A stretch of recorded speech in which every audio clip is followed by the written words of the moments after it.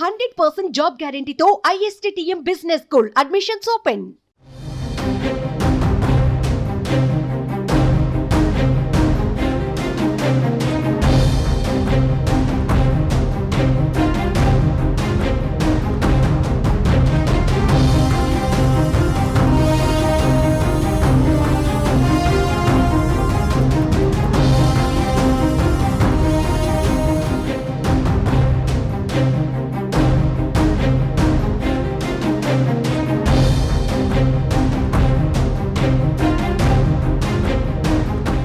AP CM Chandrababu ఇద్దరు senior ఐఏఎస్లకు retirement వేళ పోస్టింగ్ ఇచ్చారు. గత ప్రభుత్వంలో కీలకంగా వ్యవహరించిన ఏపీ ప్రభుత్వ మాజీ ప్రధాన కార్యదర్శి జవహర్ రెడ్డి పోస్టింగ్ కోసం ఎదురు చూస్తున్న ఐఏఎస్ అధికారి పూనం మాలకొండేలకు టీడీపీ ప్రభుత్వం మళ్లీ పోస్టింగ్ ఇచ్చింది. త్వరలో ఇద్దరు ఐఏఎస్ అధికారులు పదవి విరమణ చేయనున్న నేపథ్యంలో వారికి గౌరవంగా వీడ్కోలు పలికేందుకు పోస్టింగ్ ఇచ్చింది. ఆంధ్రప్రదేశ్ మాజీ సీఎస్ జవహర్ రెడ్డికి ప్రభుత్వం పోస్టింగ్ ఇచ్చింది. ఈ నెలాఖరుకు ఆయన పదవి విరమణ చేయాలి. ఈ నేపథ్యంలో ఈడబ్ల్యూఎస్ సంక్షేమ శాఖ ప్రత్యేక కార్యదర్శిగా నియమించింది.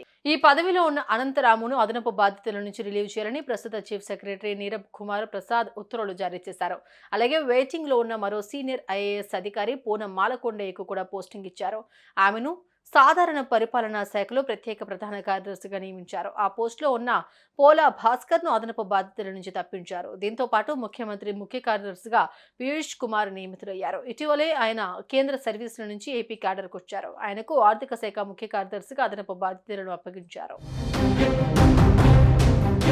వైసీపీ ప్రభుత్వ హయాంలో సీఎం జగన్ కు అనుకూలంగా నిబంధనలకు విరుద్ధంగా వ్యవహరించారన్న ఆరోపణలు ఎదుర్కొన్న ఇద్దరు సీనియర్ ఐఏఎస్ అధికారులు జవహర్ రెడ్డి, పూనం మాలకొండయ్య ఇద్దరిని తాజాగా చంద్రబాబు సర్కార్ అధికారంలోకి రాగానే పక్కన పెట్టింది. వీరిద్దరిని జీఏడీలో రిపోర్ట్ చేయించింది. అయితే ఈ నెలాఖరున వీరిద్దరికి రిటైర్మెంట్ ఉండడంతో వారు అడగకుండానే పోస్టింగ్ ఇచ్చింది.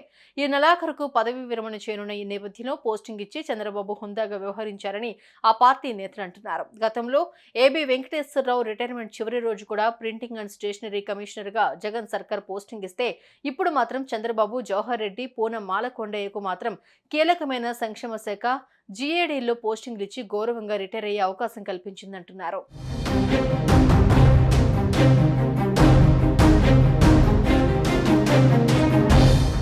సుమన్ టీవీలో మీ పర్సనల్ అండ్ బిజినెస్ ప్రమోషన్స్ కోసం కింది నెంబర్కి కాంటాక్ట్ చేయండి.